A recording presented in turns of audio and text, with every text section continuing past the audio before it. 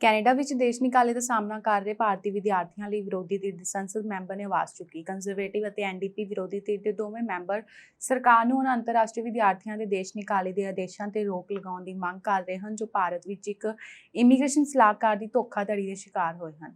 ਅਸਲ ਵਿੱਚ ਉਹਨਾਂ ਨੂੰ ਕੈਨੇਡਾ ਵਿੱਚ ਦਾਖਲਾ ਦਿੱਤਾ ਗਿਆ ਸੀ ਅਤੇ ਉਹਨਾਂ ਨੇ ਇਸ ਦੇਸ਼ ਵਿੱਚ ਡਿਗਰੀਆਂ ਅਤੇ ਕੰਮ ਦਾ ਤਜਰਬਾ ਪੂਰਾ ਕਰ ਲਿਆ ਸੀ।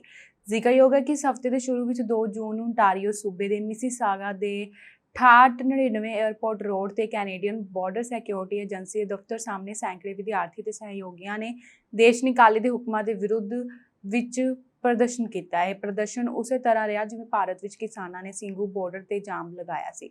ਤਸਵੀਰਾਂ ਵਿੱਚ ਵਿਦਿਆਰਥੀਆਂ ਨੇ ਪਾਣੀ ਦੀਆਂ ਕੁਝ ਬੋਤਲਾਂ ਤੇ ਭੋਜਨ ਦੇ ਨਾਲ ਇੱਕ ਟੈਂਟ ਵਿੱਚ ਬੈਠੇ ਹੋਏ ਦੇਖਿਆ ਜਾ ਸਕਦਾ ਹੈ।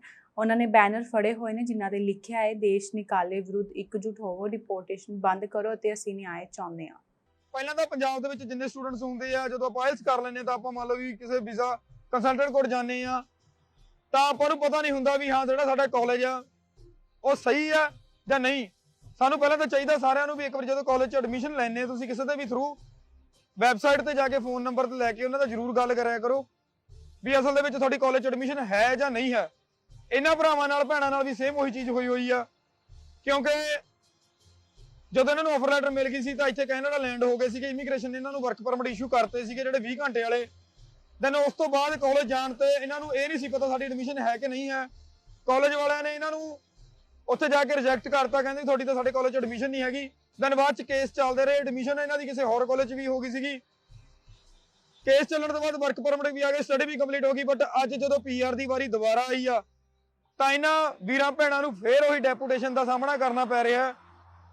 ਸਾਡੀ ਰਿਕੁਐਸਟ ਹੈ ਪੰਜਾਬ ਦੇ ਵਿੱਚ ਬੈਠੇ ਜਿਹੜੇ ਸੱਜਣ ਦੇਖਦੇ ਆ ਜਾਂ ਇੱਥੇ ਕੈਨੇਡਾ ਦੇ ਵਿੱਚ ਦੇਖਦੇ ਆ ਕਿ ਇਹਨਾਂ ਦਾ ਸਾਥ ਦੇਣਾ ਚਾਹੀਦਾ। ਸਾਡੀ ਉਸ ਸਰਕਾਰੀ ਹਰੇਕ ਅਦਾਰੇ ਨੂੰ, ਸਰਕਾਰੀ ਹਰੇਕ ਨੁਮਾਇੰਦੇ ਨੂੰ ਇਹ ਚੀਜ਼ ਦੀ ਸਾਨੂੰ ਰਿਕੁਐਸਟ ਕਰਦੇ ਆ ਕਿ ਸਾਡਾ ਸਾਥ ਦਿਓ। ਜੇਕਰ ਇਹ ਸਟੂਡੈਂਟਸ ਮੰਨ ਲਓ ਇੱਥੇ ਇੰਨਾ ਕੰਮ ਕਰਕੇ ਇੰਨੀ ਸਟਰਗਲ ਕਰਕੇ 2017 ਤੋਂ ਇੱਥੇ ਅੱਜ 2023 ਚੱਲਦਾ, ਉਸ ਤੋਂ ਬਾਅਦ ਵੀ ਇੰਡੀਆ ਵਾਪਸ ਜਾਂਦੇ ਆ। ਦੈਟ ਮੀਨਸ ਵੀ ਇਹਨਾਂ ਦੀ ਜਿਹੜੀ ਇੱਕ ਹਾਫ ਡੈਕਡ ਸੀ ਜਿਹੜਾ ਉਹ ਇੱਥੇ ਆਪਣੀ ਸਟਰਗਲ ਦੇ ਵਿੱਚ ਗੁਜ਼ਾਰ ਚੁੱਕੇ ਆ। ਨਾ ਤਾਂ ਇਹਨਾਂ ਦਾ ਵਿਚਾਰਿਆਂ ਦਾ ਹੁਣ ਕੋਈ ਇੰਡੀਆ ਜਾ ਕੇ ਚਾਰਾ ਬਣਨਾ, ਇੱਥੋਂ ਵੀ ਧੱਕੇ ਮਾਰ ਕੇ ਕੱਢਣ ਵਾਲਾ ਕੰਮ ਹੋਇਆ। ਸੋ ਸਾਡੀ ਰਿਕੁਐਸਟ ਹੈ ਸਾਰਿਆਂ ਨੂੰ ਸਾਡਾ ਸਾਥ ਦਿਓ। It is actually insane to us that these students are facing deportation because each of these students have contributed so much to the Canadian economy.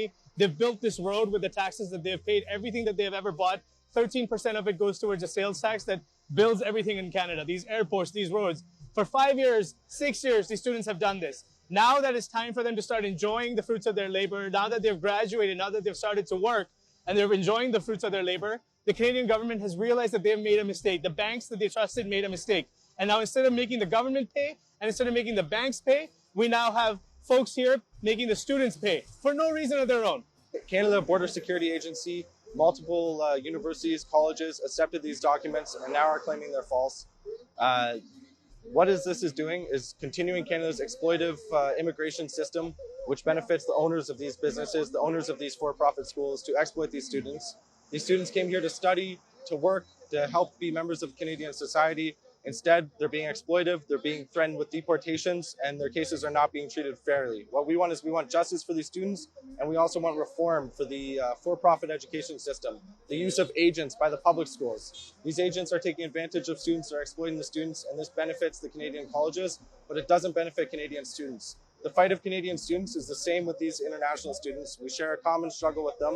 We want free education for all. We want immigration reform for all, and we want changed immigration that's not based on exploitation, but that's based on need and based on people contributing to society.